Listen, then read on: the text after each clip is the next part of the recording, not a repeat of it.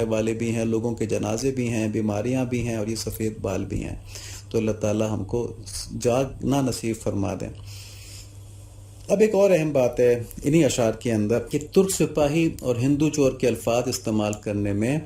دینی اہمیت کی ترغیب ہے۔ یہ مولانا نے دیکھیں جب استعمال کیا، ہندوستان کا ترکی سے اس وقت کوئی خاص تعلق نہیں ہوگا،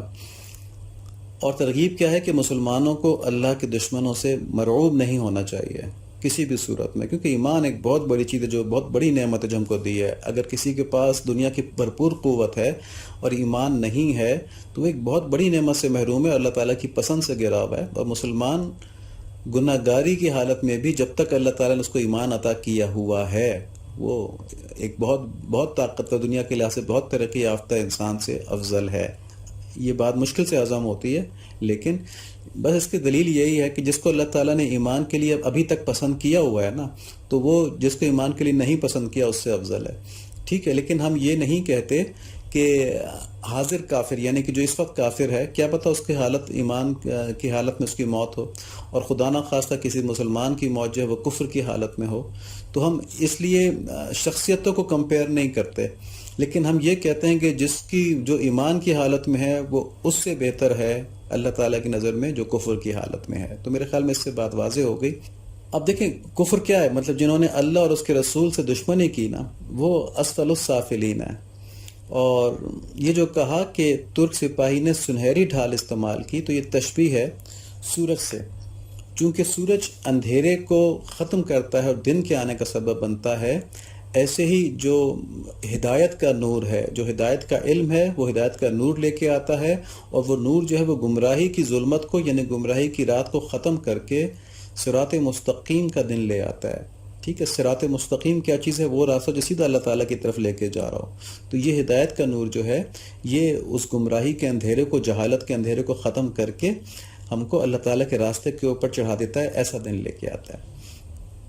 تو اس دائمی دن کا کیا مطلب؟ جس کے پاس نور ہدایت ہے نا، تو وہ مستقل دن میں ہے، یعنی اس کی چاہے رات ہے چاہے اس کا دن ہے، وہ مستقل اللہ تعالیٰ کی طرف بڑھ رہا ہے، اللہ تعالیٰ کو راضی کر رہا ہے، رات کو اپنی عبادتوں سے، رات کو سونے میں اس نیت سے کہ میں اس لیے سو رہا ہوں کہ صبح فجر میں میری آنکھ کھل جائے، صبح تہجد میں میری آنکھ کھل جائے، اس کی پورا سونا بھی عبادت ہو گیا نا۔ اگر اس نے سونے میں سنت طریقے سے سو گیا عبادت کی نیت سے، وضو کر کے سو گیا عبادت کی نیت سے، تو اس کی ساری رات عبادت ہوگی، تو اس کی رات اور اس کے دن اس کو اللہ تعالیٰ کی طرف لے کے جا رہے ہیں، تو وہ مستقل ایک روحانی دن کے اندر ہے۔ اور اگر کسی نے اپنے آپ کو اس ہدایت کی صورت سے محروم کر لیا تو اس کے اوپر جہالت کا اندھیرا ہے، وہ مستقل ایک روحانی رات کے اندر ہے، کیونکہ اس کی رات بھی گناہوں کا سبب ہے اور اس کا جو سورج نکلا ہوا دن ہے وہ بھی گناہوں کا سبب ہے، تو روحانی طور پہ اس کے اوپر رات ہی طاری ہے۔ تو یہاں پر سنہری ڈھال سے مراد ہدایت کے سورج کا نور ہے کہ مسلمان کو اسے کفر، گمراہی اور الحاد کے خلاف ڈھال کی طرح استعمال کرنا ہوتا ہے، یعنی اس نور ہدایت سے اپنی زندگی مسلمانوں والی، اللہ اور اس کے رسول سے وفاداری والی کرنی ہوتی ہے۔ اور جب جب کفار مسلمانوں کے دین کے اوپر یعنی اسلام کے اوپر نظریاتی حملے کرتے ہیں، تو اللہ تعالیٰ کے نبی صلی اللہ علیہ وآلہ وسلم کی بتائی ہوئی جو تعلیمات ہیں، جو نسل در نسل اہل اللہ اور علماء راسخون اور فقہا کے ذریعے ہم تک متواتر پہنچی ہیں، متواتر سے مراد یہ کہ بیچ میں گیپ نہیں ہے، وہ ہر نسل سے دوسری نسل کو ٹرانسفر ہوئی ہیں، ان کو ہمیں پکڑنا ہوتا ہے۔ اور یہ یاد رکھیں کہ ہر دور میں اس دور کی دنیاوی ضروریات کے لحاظ سے متاثر ہو کے نمبر 1، نمبر 2 دنیا کمانے کی نیت سے، یعنی لوگوں کو بے وقوف بنا کے دین کی باتیں تبدیل کی جاتی ہیں۔ یعنی ایک تو یہ کہ انسان دنیا کمانے کی نیت سے نہیں مگر دنیا کی ضروریات سے متاثر ہو کے دین میں تبدیلی کرتا ہے،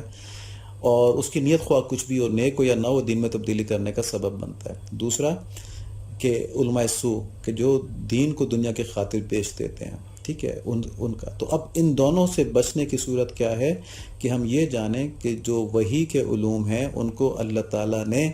سیف کرنے کی، تو سیف گارڈ کے لیے، ان کو بچانے کے لیے اللہ تعالیٰ نے کیا سسٹم رکھا تھا، تو ہم اس سسٹم سے رجوع کریں۔ تو دیکھیں ایک بات تو پکی ہے کہ نبی صلی اللہ علیہ وآلہ وسلم، یہ بحیثیت مسلمان ہمارا ایمان ہے کہ ان کی زندگی جو ہے وہی ہمارے لیے نجات کا ذریعہ ہے، ہمارے لیے نجات کا راستہ ہے۔ اس لیے اللہ تعالیٰ نے آپ صلی اللہ علیہ وآلہ وسلم کی زندگی کے ہر لمحے کی حفاظت جو ہے وہ حدیث کے ذریعے سے محفوظ فرما لی ہے۔ اور اب جو احادیث کی ضرورت کا انکار کرے اور کہے کہ نبی صلی اللہ علیہ وآلہ وسلم کے لائے ہوئے صرف قرآن کی اتباع لازم ہے اور ان کی باقی باتوں کی اتباع لازمی نہیں ہے، تو وہ قرآن سے بھی ہدایت حاصل نہیں کر سکتا۔ دیکھیں اس کی دو صورتیں ہوتی ہیں۔ ایک صورت یہ ہوتی ہے کہ وہ کہتا ہے کہ جی احادیث کیونکہ ہمیں یقین نہیں ہے کہ قرآن جس طرح محفوظ ہے اس طرح احادیث بھی محفوظ ہیں، تو اس لیے ہم صرف قرآن کو دیکھیں گے۔ اور دوسرا آدمی یہ کہتا ہے کہ نبی صلی اللہ علیہ وآلہ وسلم ایک انسان تھے، تو ان کی ہر بات کو ماننا، ان کی ہر بات پہ چلنا تو ضروری نہیں ہے۔ اب ہم ان باتوں کو قرآن سے ثابت کریں گے کہ نبی صلی اللہ علیہ وآلہ وسلم کی زندگی جو ہمارے لیے راہ ہدایت ہے وہ محفوظ ہے، نمبر ایک۔ اور نمبر دو، نبی صلی اللہ علیہ وآلہ وسلم کوئی بات ایسی نہیں کرتے تھے جو اللہ تعالیٰ کی طرف سے نہ ہو، اس لیے ان کی ہر بات کے اوپر چلنا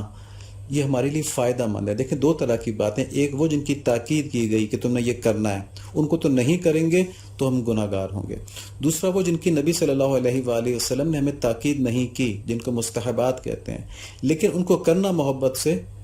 ٹھیک ہے، تاکید نہیں کی تو اللہ تعالیٰ کا فضل ہوا کہ اللہ تعالیٰ نے ان کو اس کے نہ کرنے کے گناہ سے بچا لیا، لیکن اس کو کرنے کا فائدہ بہرحال موجود ہے۔ تو نبی صلی اللہ علیہ وآلہ وسلم کی ہر بات کے اوپر عمل کرنا جو ہے یہ فائدہ مند ہے۔ اب دیکھیں کہ اللہ تعالیٰ نے قرآن شریف کی حفاظت کا ذمہ لیا ہے۔ یہ سورہ حجر کے اندر آیت نمبر 9 ہے، اِنَّا نَحْنُ نَزَّلْنَا الذِّكْرَ وَإِنَّا لَهُ لَحَافِظُونَ، کہ بے شک ہم نے ہی اس قرآن کو نازل فرمایا ہے اور ہم ہی اس کے محافظ ہیں۔ اس آیت کی تفسیر میں معارف القرآن میں لکھا ہے کہ قرآن صرف الفاظ قرآنی کا نام بھی نہیں ہے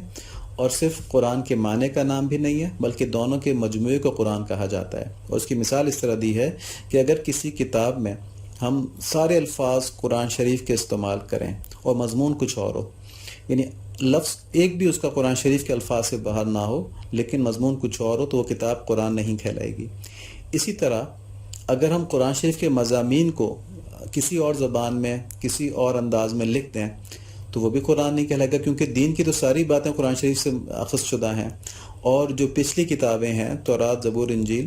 وہ بھی بہت سے قرآن شریف کے مضامین بیان کرتی ہیں، تو ان مضامین کو بھی قرآن نہیں کہا جائے گا۔ تو اس کا مطلب کیا ہوا کہ صرف معنی بھی قرآن نہیں ہے، صرف الفاظ بھی قرآن نہیں ہے۔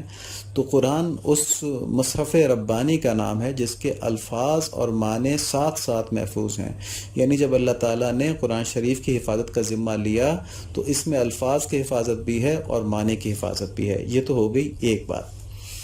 اب آج کل ایک غلط فہمی بڑی عام ہو رہی ہے کہ قرآن کو سمجھنے کے لیے صرف عربی زبان کا جان لینا کافی ہے۔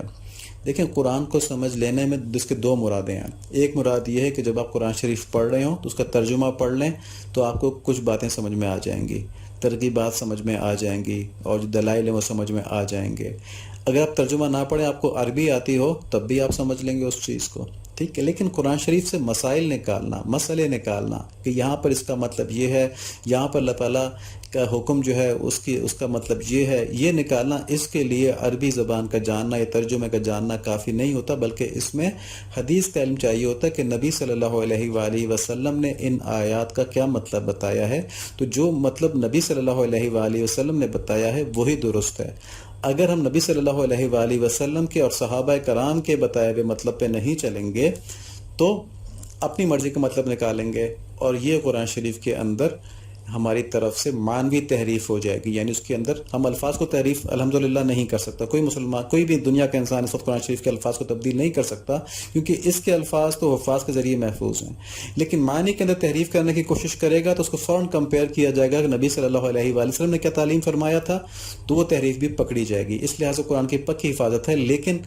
قرآن شریف کی حفاظت ہے۔ ہمیں اپنی حفاظت کیسے کرنی ہے کہ ہم ایسے آدمی کے پیچھے نہ چلیں جو قرآن شریف کے وہ مطلب لیتا ہو جو کہ نبی صلی اللہ علیہ وآلہ وسلم نے نہیں بیان فرمائے، جو کہ صحابہ کرام نے نہیں بیان فرمائے، اور جو بعد کے فقہاء کرام نے صحابہ کرام سے اور نبی صلی اللہ علیہ وآلہ وسلم سے روایت نہیں فرمائے۔ تو حقیقت یہ ہے کہ اللہ تعالیٰ نے نبی صلی اللہ علیہ وآلہ وسلم کو صرف قرآن شریف کے الفاظ پہنچانے کے لیے نہیں مبعوث فرمایا تھا، بلکہ اس کی تعلیم دینے کے لیے بھی نبی صلی اللہ علیہ وآلہ وسلم کو مبعوث فرمایا تھا۔ تو سورہ نحل کے اندر آیت نمبر 44 ہے، بالبینات والزبر وانزلنا الیک الذکر لتبین للناس ما نزل الیہم ولعلہم یتفکرون، کہ اور ان پیغمبروں کو، یعنی جو پچھلے پیغمبروں کی بات ہو رہی تھی، دلائل اور کتابوں کے ساتھ اللہ تعالیٰ نے بھیجا تھا۔ اور آگے فرماتے ہیں اور یہ ذکر یعنی کتاب یعنی قرآن ہم نے آپ کی طرف اتارا ہے کہ لوگوں کی جانب جو نازل فرمایا گیا ہے آپ اسے کھول کھول کر بیان کر دیں تاکہ وہ غور و فکر کریں. ٹھیک ہے، تو معنی کس نے بتلائے؟ کھول کھول کر بیان کرنا کس کو کہا گیا؟ نبی صلی اللہ علیہ وآلہ وسلم کو کہا گیا. اب اگر کوئی آدمی کہے کہ نہیں نبی صلی اللہ علیہ وآلہ وسلم کی بات تو پتہ نہیں ہم پر صحیح پہنچی ہے کہ نہیں پہنچی ہے، اصل میں تو قرآن کا مطلب یہ ہے، تو وہ گمراہی پہ چلا گیا. اس کو ہم آگے دیکھتے ہیں. دیکھیں نبی صلی اللہ علیہ وآلہ وسلم کے ان دو کاموں کا علیحدہ علیحدہ ذکر کیا گیا ہے. سورہ جمعہ کے اندر آیت نمبر 2 ہے هو الذي بعث في الأميين رسولا منهم يتلو عليهم آياته ويزكيهم ويعلمهم الكتاب والحكمة وإن كانوا من قبل لفي ضلال مبين، کہ وہی ہے جس نے ناخواندہ لوگوں میں انہی میں سے ایک رسول بھیجا جو انہیں اس کی آیتیں پڑھ کر سناتا ہے، ان کو پاک کرتا ہے اور انہیں کتاب اور حکمت سکھاتا ہے. یقیناً یہ اس سے پہلے گمراہی میں تھے، کھلی گمراہی میں تھے. سورہ آل عمران کے اندر آیت نمبر 164 ہے لَقَدْ مَنَّ اللَّهُ عَلَى الْمُؤْمِنِينَ إِذْ بَعَثَ فِيهِمْ رَسُولًا مِّنْ أَنفُسِهِمْ يَتْلُو عَلَيْهِمْ آيَاتِهِ وَيُزَكِّيهِمْ وَيُعَلِّمُهُمُ الْكِتَابَ وَالْحِكْمَةَ وَإِنْ كَانُوا مِنْ قَبْلُ لَفِي ضَلَالٍ مُبِينٍ. اللہ نے ایمان والوں پر احسان کیا ہے جو انہی میں سے رسول بھیجا، ان پر اس کی آیتیں پڑھتا ہے اور انہیں پاک کرتا ہے، انہیں کتاب اور دانش سکھاتا ہے، اگرچہ وہ اس سے پہلے صریح گمراہی میں تھے. دیکھیں ان دونوں آیتوں کے اندر یہ بتایا گیا کہ نبی صلی اللہ علیہ وآلہ وسلم کے ان 4 کام کہ آیتیں پڑھ کے سناتے ہیں قرآن کی، ان کا تزکیہ کرتے ہیں، انہیں کتاب کی تعلیم کرتے ہیں